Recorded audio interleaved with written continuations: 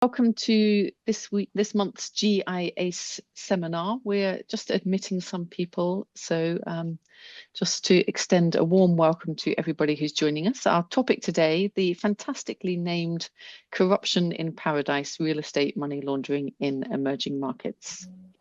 Just as a note to everybody with us before we get started, we will be recording this seminar, and we will then put the recording up on our YouTube channel. So just to let everybody know that this will be recorded. Okay, so again, welcome everybody to the GIA seminar, Corruption in Paradise, Real Estate Money Laundering in Emerging Markets. We are going to be hearing from the two speakers who are leading and working on this project. So we're going to be hearing from Jean-Patrick Villeneuve, who is full professor of public administration and management at the Università della Svizzera Italiana, and Fabiano Angelico, who is a senior researcher at the same university. So Jean-Patrick and Fabiano are going to be speaking, telling us about the emerging findings of this research, which is about halfway through. And so they'll talk for about 20 to 25 minutes about what they're finding in the project. We will then hear from our discussant, Dieter Zimbauer, and I'll introduce Dieter when we get to that a bit later in the call. After we hear comments from Dieter as discussant, we will open up to questions and answers from all of you. So do be thinking about what questions you would like to answer while Jean-Patrick and Fabiano and indeed Dieter are speaking. We should have plenty of time for questions at the end. And before we get started, just one final thing to say that this is part of a GIACE research project, and Susanna, our communications manager, will be putting some links in the chat so that you can go and look at the further details of the project, a recent blog by the team, and some other publications that they have that have started to come out. I will now stop talking and hand over to Jean-Patrick, who is going to start telling us all about the research. Jean-Patrick, over to you. Great, thank you very much, Liz, for launching this seminar this afternoon. So welcome everybody. As I said, Jean-Patrick Villeneuve, I'm based in Lugano, Switzerland, so south of the Alps, and piloting with my good colleague, Fabiano Angelico, this project. As Liz mentioned, yes, we're really happy with the project. We're definitely happy with the title we found. Even put recently a link to Netflix and all the other platforms if anybody is interested in launching a TV series called Corruption in Paradise. And this afternoon, we'll underline the nature of the project, who we're working with, how it's going, and underlining the first results to address this very important issue. So as you go through, you can, in your mind, devise the various episodes that could be carved out of the different things we're mentioning. So, Corruption in Paradise, Ecology of Money Laundering to Real Estate Touristic Global South. While based in southern Switzerland, definitely not the Global South. And I have to say, and kudos to the colleagues at GIAs, to give us the opportunity to develop research projects that provide the ability to reach out to colleagues around the world and get them integrated into our research, because they're definitely the key actors in all of this. And as other academics in this workshop would know, it's not every research project allows you to be so global and so international. So thank you very much for putting that together. So me and Fabiano in Lugano, also part of this conversation, we have my colleague Lorenzo Cantoni, UNESCO Chair in Tourism, also based in Lugano. So the tourism aspect will be an important spotlight in our conversation. I see now that Dieter Zimbauer joined us. We also have, so Dieter being based in Copenhagen Business School, and I imagine a scholar that many of you know. I have a chance to have on board Maria Alexandra Cunha at FGV, Fundación Getúlio Vargas. It sounds better in actual Portuguese when people like Fabiano pronounce it. So DTOP University in Brazil. We have the chance to work with people such as Jackson Oldfield at CIFA, looking at Kenya and Germany. And I see our dear colleague, fellow academic, Mala Sondang Silitonga, based in Indonesia. Ciao, Mala. So, Corruption in Paradise, beyond a cool title, we did invest in other parts of the project, of course. The fundamental idea, and some of the first discussions we had, including Fabiano, Dita, and others, is this idea that real estate as a key element, notably in the global north, and we've seen numerous reports and analyses of the issue of money laundering real estate in global north. I myself, being originally from Canada, of course, for several years seeing analyses, policy proposals, and different approaches looking at cities such as Vancouver, a bit Toronto, and of course at the global level, London. So the global north being at the forefront of this conversation. But as academics and as researchers, we're interested in looking at the research gap. What don't we know? What are the gaps in our understanding and knowledge? And middle income countries, the global south, increasingly being relevant in this conversation. So yes, some of the money flows through London to Vancouver, to many other northern cities. But what is happening in the global south was for us an important questions to be asked, a clear gap in the literature. Looking at the global south, looking at real estate, there's various elements we could have looked at, but we found that real estate is a core element, largest asset class in the world, a primary vehicle for money laundering. Okay? So this is not a peripheral topic we'd like to dig into. This is really core element that is of prime importance for everyone. Prime importance in terms of the money laundering itself, of course, but also with all the other externalities money laundering in real estate generates. Artificially inflated housing prices, an issue which I think many countries now deal with. The fact that the financialization of real estate and the link to money laundering has led to increase in prices. Poor urban development strategies. If you're using real estate to launder money, the urban aspects are being pushed on the side, while they should be probably front and center in this conversation. And negative impacts on economic development, especially tourism. We took the approach of tourism. Why tourism? An increasingly important activity, and for us, an activity that takes two shapes. Yes, the beaches, the nice places, and some of the images, of course, me and Fabiano and colleagues put on the various slides we use in this project show beautiful beaches, beautiful places, but also looking at business tourism, casinos, large conference centers, etc. So really two aspects of tourism that should not be reduced to the palm trees and the beaches. Global South increasingly a big place for this money to go. Real estate in the Global South increasingly important. A field that is very not transparent. I'm trying to find a nice way to spin it, but the real estate sector is not transparent in most cases. And we also see several studies showing the involvement of crime in the real estate generally. So real estate, tourism, Global South, money laundering as our main keywords.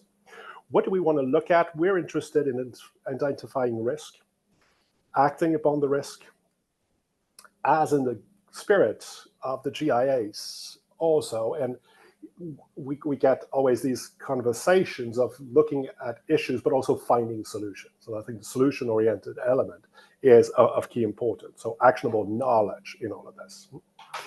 Trying to develop, and then we'll get to that at the end of our talk and some of the policy conclusion. We identified and we're operating in three contexts. Brazil, Sao Paulo, El Balneario Camboriú, Kenya, Nairobi, and Mombasa, Indonesia, Jakarta, and Bali. So three key countries, three key growing countries in the Global South, three key touristic and business sectors. Three countries in which we managed to identify the key actors and get them involved in this project. Various approaches were put in, as Les was mentioning, almost halfway through the process. Case studies, qualitative approach, development of theoretical framework, notably looking at the business ecosystem, understanding how things are happening on the ground, who's around that table, who's part of this business ecosystem. In these six cases, so 3 countries, 2 countries, but that, who makes up the ecosystem? How do they relate one with the other? What activities and instruments are there? And what institutions govern this system? So all this to set the table and to underline the utter relevance of the topic, the research gap, and the specific interest in the various countries were identified and that we're analyzing that. So this sets the table for what we are doing. And I'll pass now the baton to Fabiano to underline some of the elements so far we have found, and I think it points into a number of very interesting directions. Fabiano, ti lascio la parola, as we say in Italian. Thank you, Jean-Patrick. So good morning, good afternoon, good evening, everyone. It's a pleasure to be here discussing all these topics, super relevant topics. So I think Jean-Patrick put the elements on the table. So why we were doing this and what is our approach. And I would like to explore the framework we chose, which is the ecosystem approach. I think that was very positive development in a sense that when we're talking about anti-money laundering mechanisms, procedures, legislations, we are talking about professional groups, professional activities,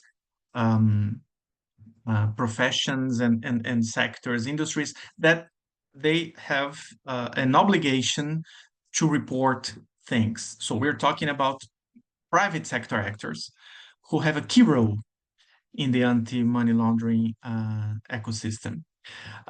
In that sense, the business ecosystem approach was extremely convenient to understand that. And I also have to say, coming from the global south, because I am originally from São Paulo, Brazil, and coming from the global south, one thing that we typically see on the ground is that sometimes the frameworks that are typically built and promoted from the global north, many times they are not fully adequate to contexts in the global south. And one of our initial findings after the in-depth interviews, the document analysis conducted on the ground by our 3 brave local teams, one of the first things we found is that there's a very important actor in global south cities that perhaps they're not that central in Western Europe or Canada or the US or Australia, I don't know. Because in the global north city, we're talking about urban growth. We're mostly talking about population increase, and not in terms of demographics, and not the decreasing of population as we see in Europe, for example, which means that the cities are expanding, cities are growing. And this brings an important actor in the ecosystem, which is the construction sector.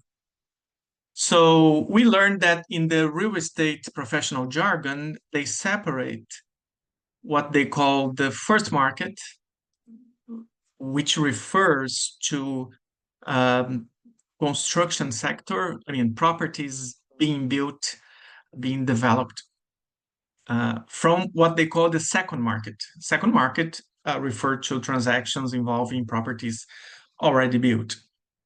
So that is a very important and initial finding. So the construction sector is key. And this this whole idea that the first market is more important also implies in another actor, land dealers.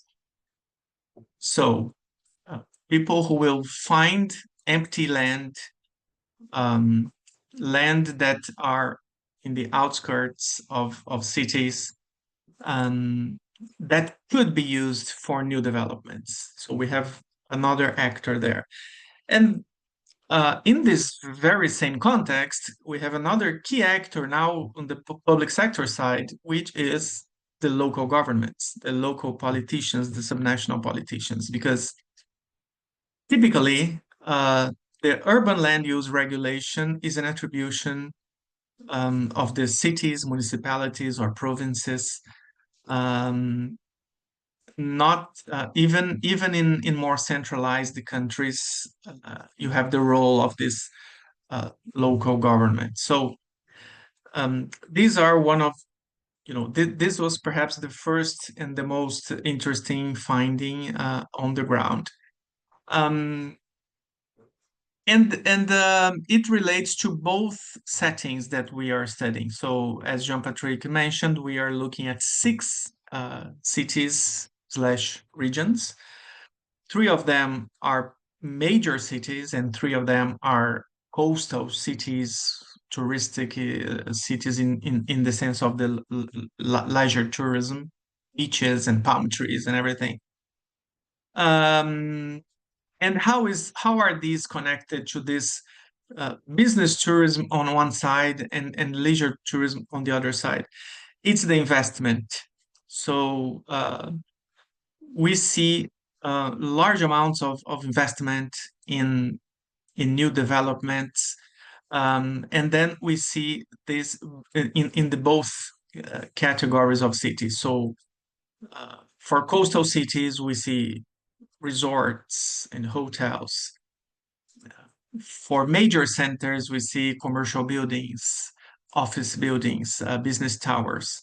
So, but also luxury houses, and also for these major metropolises, we see the development of new districts in which it's possible to launder vast amount of money at scale. So not by transactioning one property, one luxury high-end property, but dozens of small properties that you can build in a series, and not necessarily for higher upper classes, but yeah, for working class people. So if you dominate this business, there are opportunities for ill-gotten money to enter this business, merged with legitimate businesses or legitimate interests. For example, in the case of coastal cities, people who want to buy a second house for vacation. So obviously there are legitimate investments in this field, but we found evidence that criminals may see these touristic hotspots as opportunities for money laundering. So we see that, in a nutshell, we see that the ecosystem of actors, of especially private sector actors, are broader than the frameworks assume. Because all these actors, as that I mentioned, they are typically not obliged to report suspicious transactions to the financial units. So this is just to start with.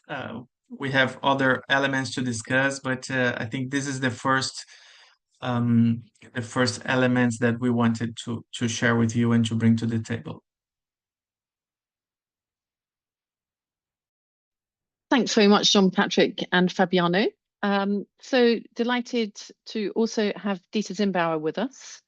Dieter is going to talk to us give some sort of reflections and comments on this research from his perspective, having worked in anti-corruption in many different projects, but also having done quite a lot of work on cities in sub-Saharan Africa and urban development issues. So Dieter, could we have your reflections, please? Yes, hello. Can you hear me and see the presentation? Yes, both. Great. Okay. Well, thanks so much for having me. So I'm a bit conflicted here because I'm commenting on a project that I'm also a little bit advising on. So take all I'm saying with a grain of salt. I'm heavily biased here.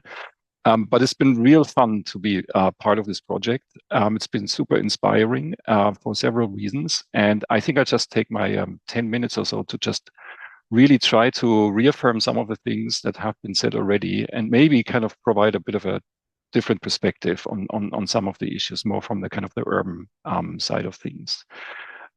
So I guess to just take a step out and basically reflect on why this project is so timely and topical. And you've heard it already. I'm just kind of summarizing it in a slightly different way. So we have, for the last 10 years, I think real estate has become an issue in money laundering, has surfaced more as a kind of like a highly relevant issue, and a lot of people have begun working on this.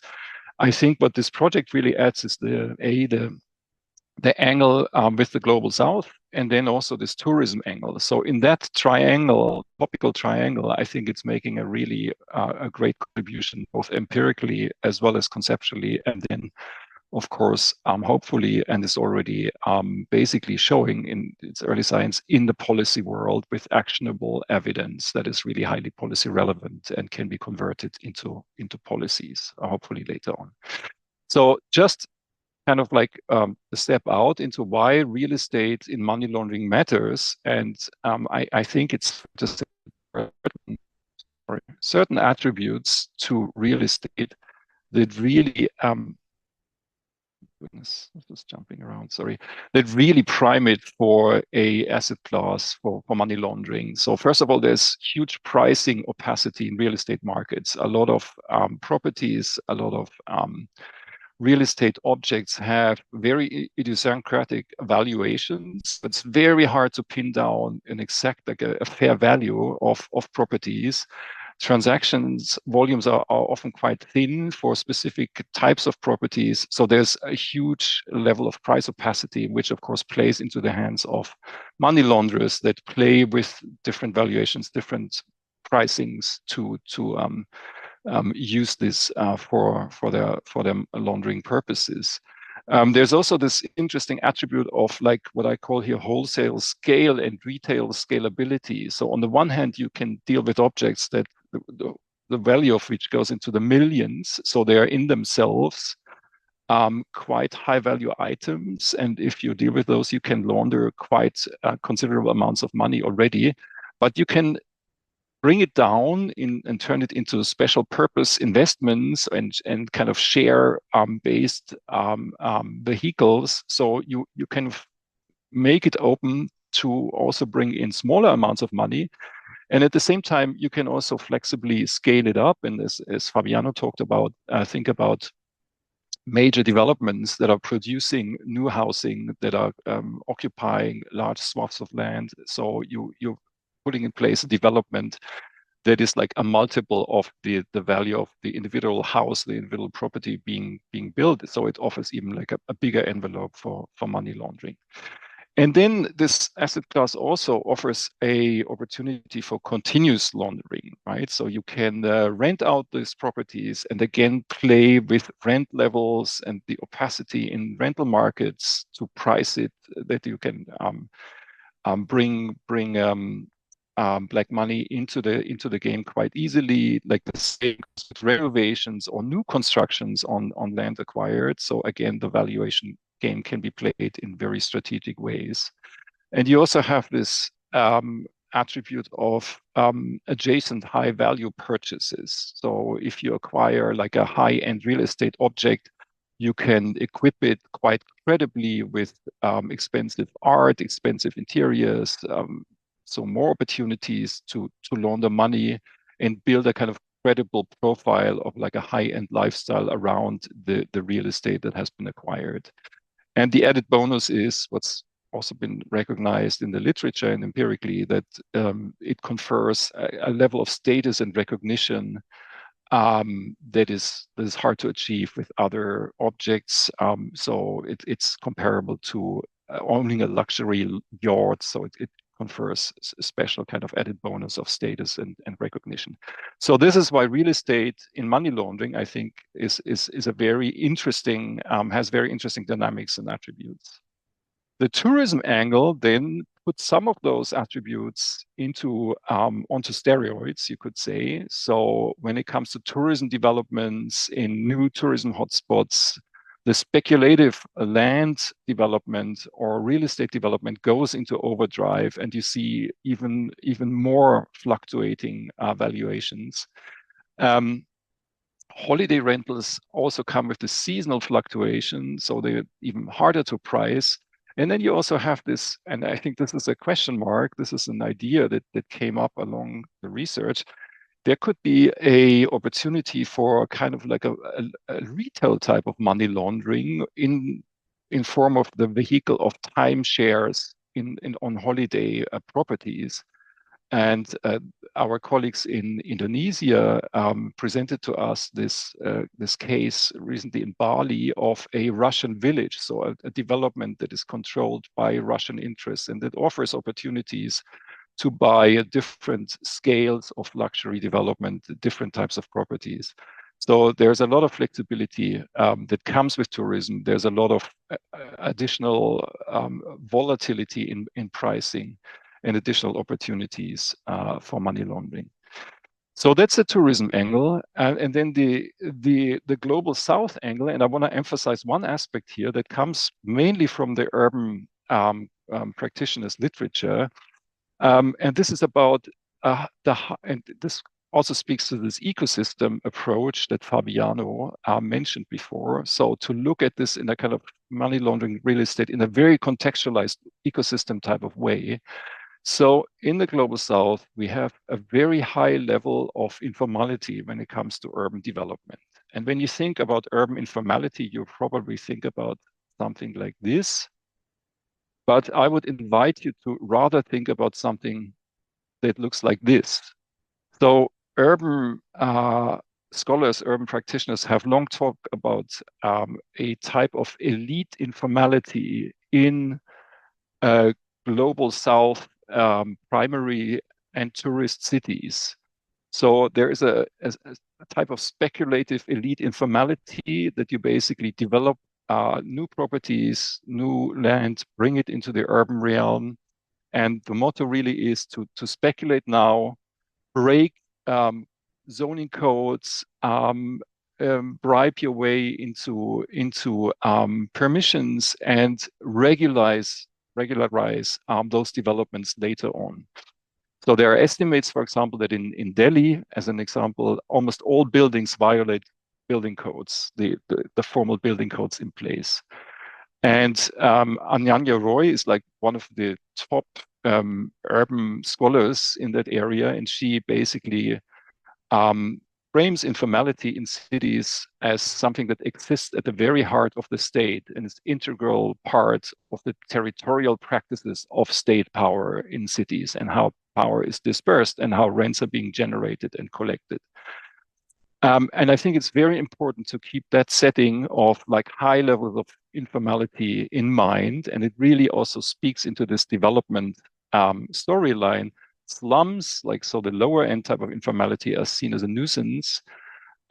Elite informality, luxury developments that might trespass and transgress existing values are, however, seen as a step towards the world city, the modernized city.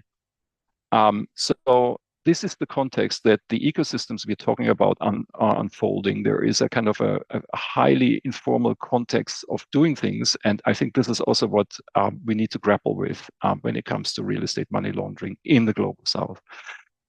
Okay, and lastly, I would like to leave you with like kind of like more like an upbeat note. So like, what are some pathways into specific types of policy impact? And I think for this, it's interesting to think about this real estate and money laundering in a kind of with a different twist, and basically say it is kind of strange. So we're talking about the most ephemeral wealth, like money, misappropriated money that is being layered, that is being sent around the world in the most ephemeral way. So the ambition really is to make it as little seizable as possible, as ephemeral, as invisible as possible. But then it gets converted into, at the opposite end of the spectrum, the most immobile asset, the most visible, tangible asset in the world. And I think this paradox, and we've seen reasons why this is an appealing asset class for money laundering, but this paradox also offers opportunities for doing something about this.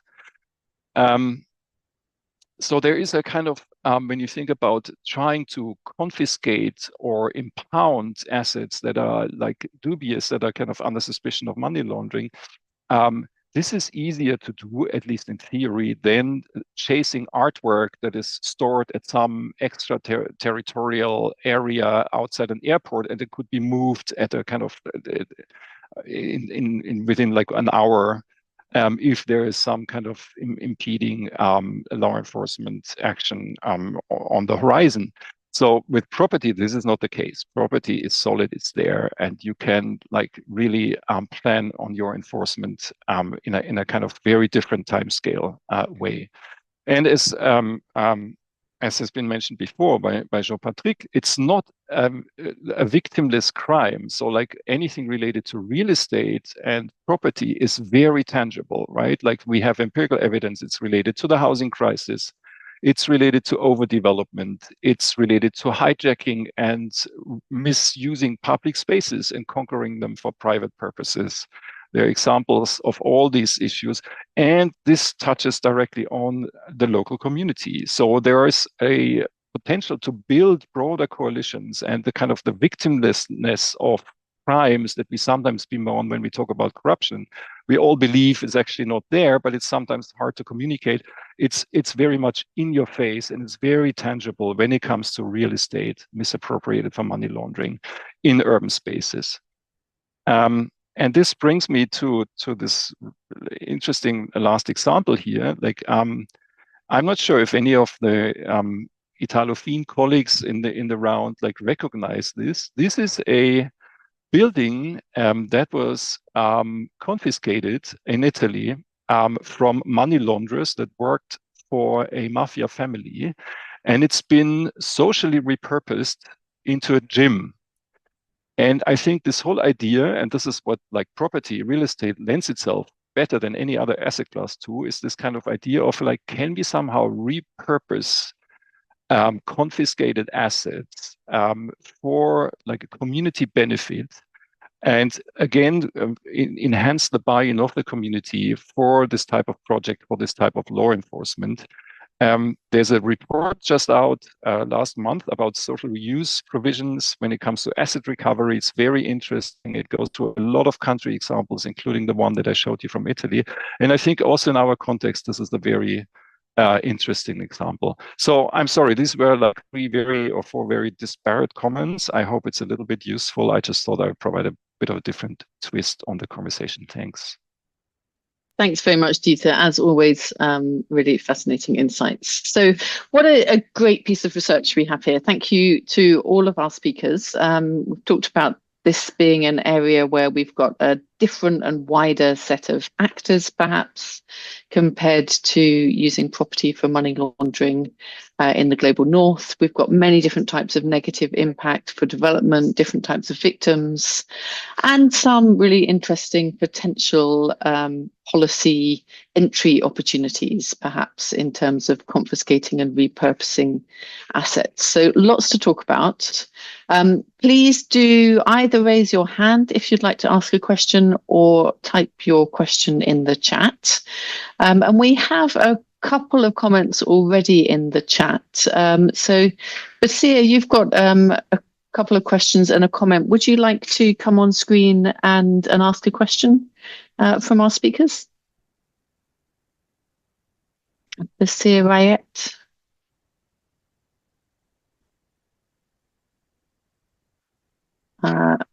Okay, I will read out Basir's questions. I'm not sure if he is still here. He said, could we say that money launderers are resorting to long-term laundering with complex transactions spread over a decade? And what would be the synergy between AML and UN Sustainable Development Goals? I think he's sort of saying, how could we get more attention to this, perhaps by surfacing the impact on our efforts to meet the Sustainable Development Goals, and how this is potentially a risk to those things. So we've got those questions from Basir. Do you want to have a go at answering those first, or should I take a group? Yeah, okay, I think I can jump in because these are Please go ahead, Fabiano. Very interesting questions and comments. So complex transactions spread over a decade or decades. Well, I think that one important thing that Dieter highlighted is what we can say the continuous laundering. But not only, I would like also to add the idea of continued criminal activities. So meaning that, for example, for organized crimes, for criminal organizations working on drug trafficking, there are reports we found, for example, they buy a property and then they use that very same property to process the drug. It's like a laboratory. Or they use that property as a headquarter for the most strategic private meetings, with, of course, high level of privacy because it's their own property. So there are all these externalities that make real estate money laundering very attractive for criminal activities. Now, on the second element about the United Nations Sustainable Development Goals, yes, absolutely, I completely agree. And again, building upon some of Dieter's insights, we have one SDG exclusively devoted to sustainable cities. So I think this is one angle, one aspect that we could definitely discuss with urban planners, with local governments, with coalitions around sustainable cities, because as mentioned here, this problem leads to poor urban development, to housing crisis, and I would go even beyond, because this could mean, for example, that housing distortion would cause people to live even further away from the main public services, from their offices, from the job, which implies in longer distances needed for the local inhabitants to reach a hospital, to reach a school, to reach the everyday work, leading to more, for example, air pollution, to more demand on public transportation. So I think the implications are vast, and we can attach it to different sustainable development goals, including, of course, SDG 16, which is about accountable, transparent institutions, about anti-corruption itself. And I want to take this opportunity to highlight that SDG 16 talks about accountable institutions at all levels. So we tend to look at corruption, at looking at countries as units of analysis, but fortunately, in the last few years, we see more research on the city level, and I think that's extremely necessary, because the dynamics are a bit different comparing local level with federal or national level. Excellent. Thanks very much, Fabiano.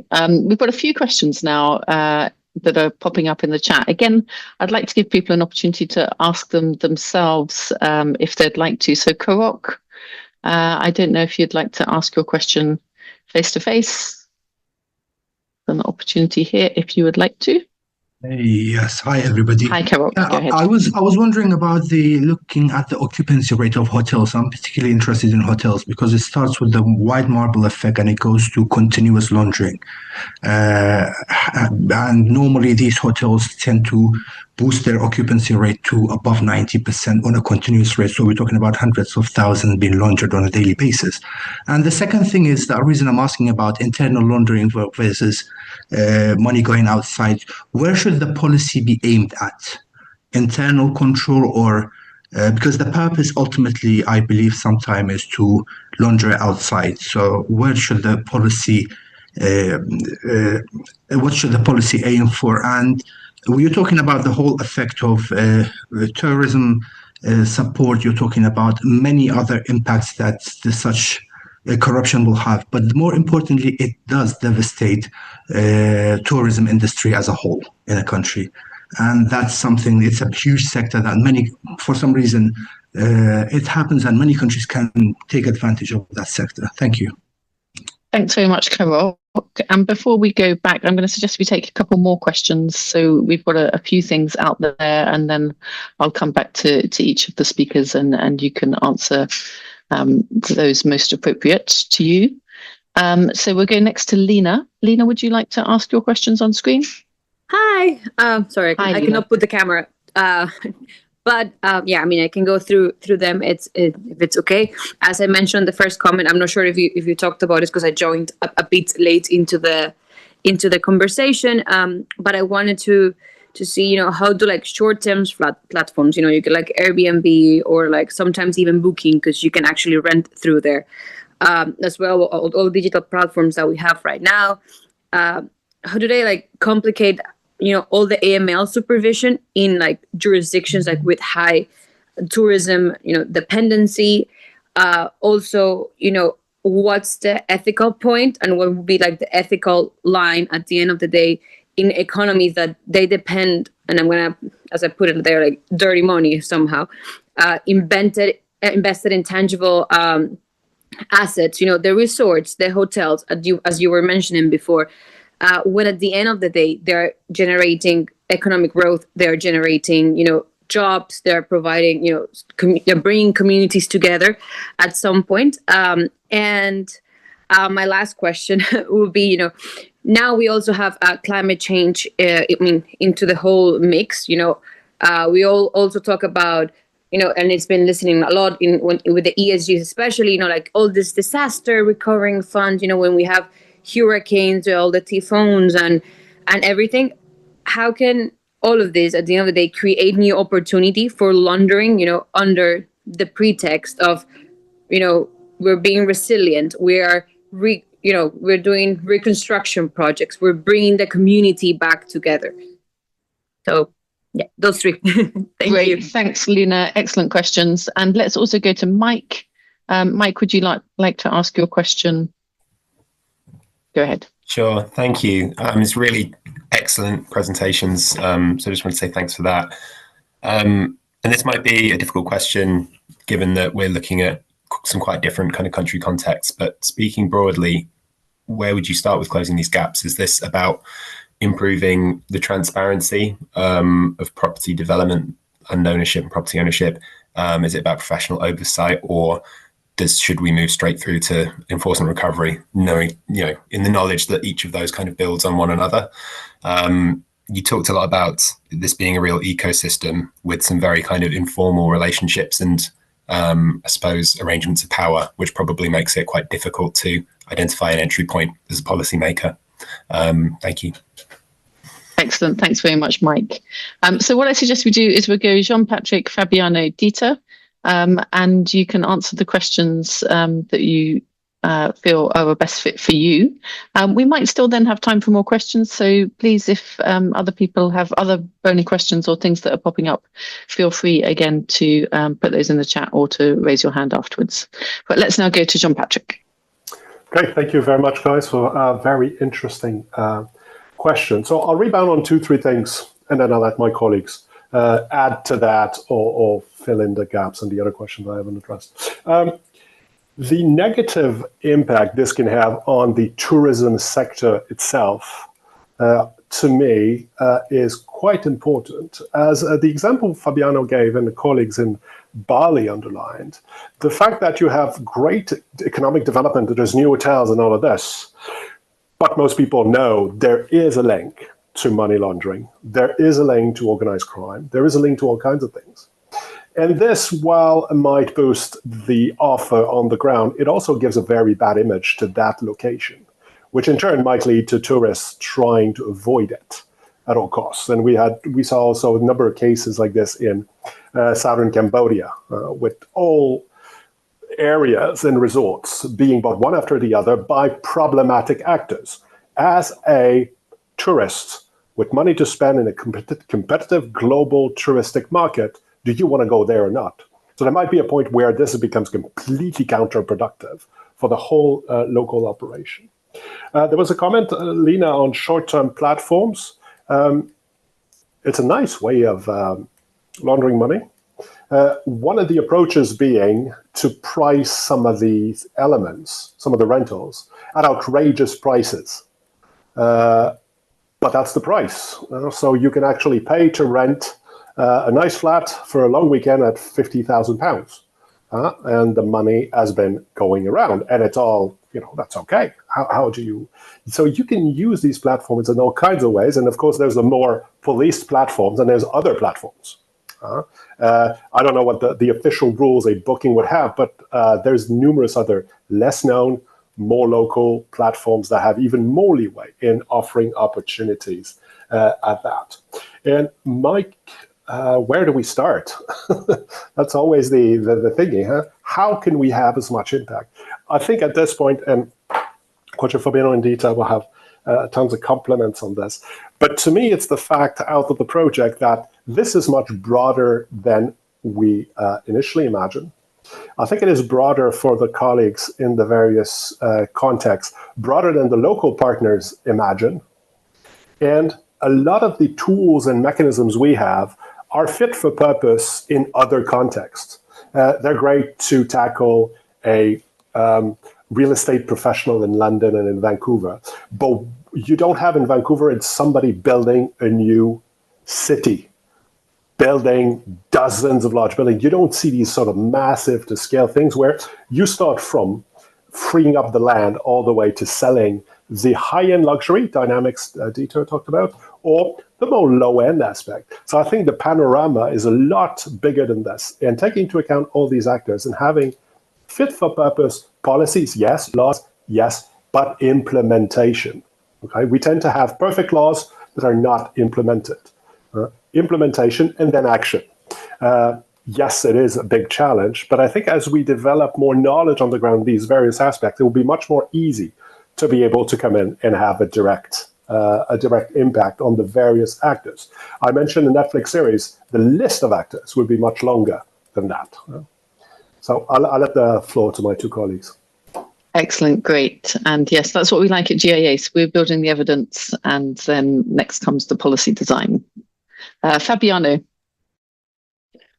Well, yeah, there are different elements we can look at. I wanted just to mention three small things about the digital platforms and the digital opportunities. So we are right now looking at this research question. So we are looking at which digital instruments are being put in place, both to launder money, but also from the regulator side, what are they doing? What can be done with the new technology? So this is something we are digging into right now. So soon we will have some more evidence about that. But that's obviously a very important aspect.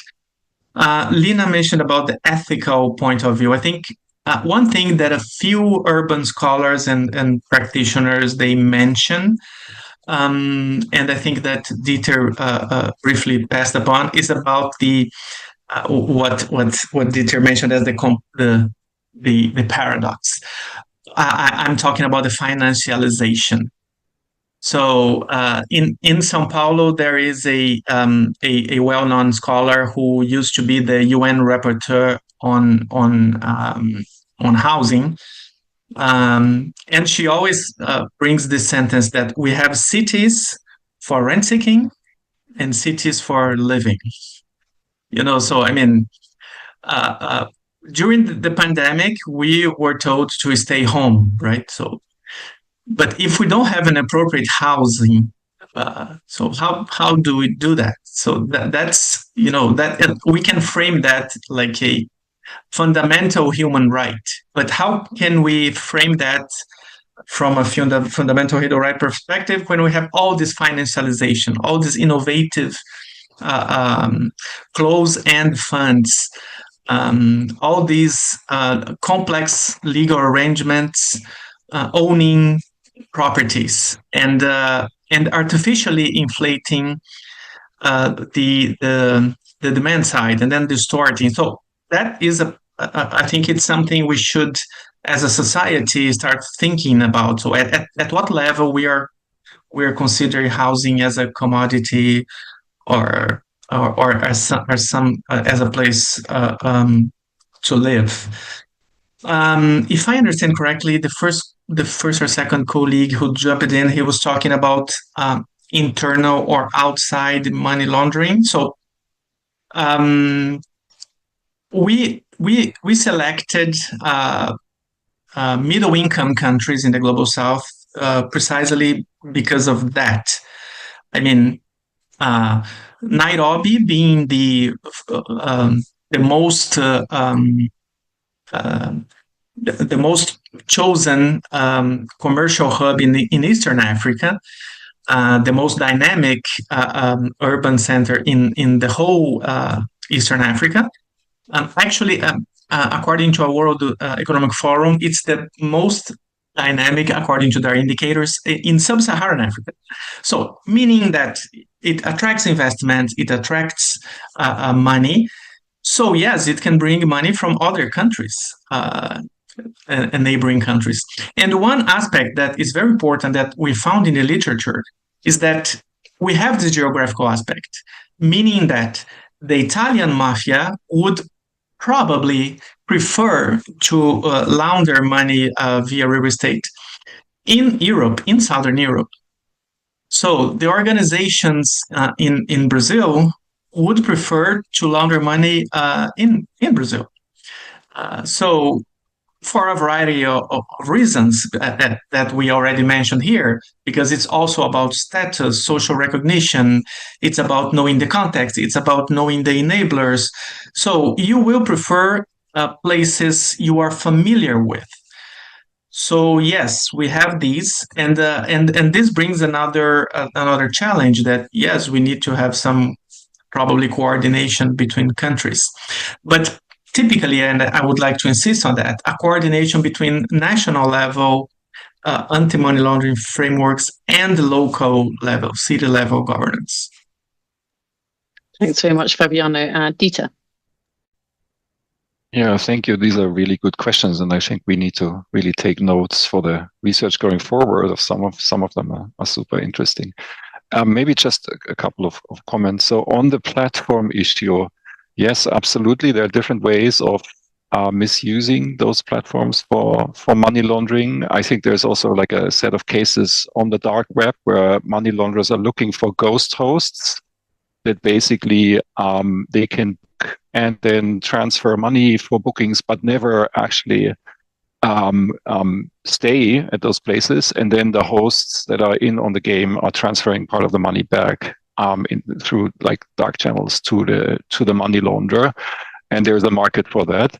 Having said that, like Airbnb is aware of this and having the advantage of a very centralized infrastructure for this, like a few like brand name platforms that are involved, also provides the opportunity to work with those platforms and try to screen and enforce against those things in probably more effective and scalable ways, because it's only 2 or 3 leading providers that are kind of doing this at that level right now.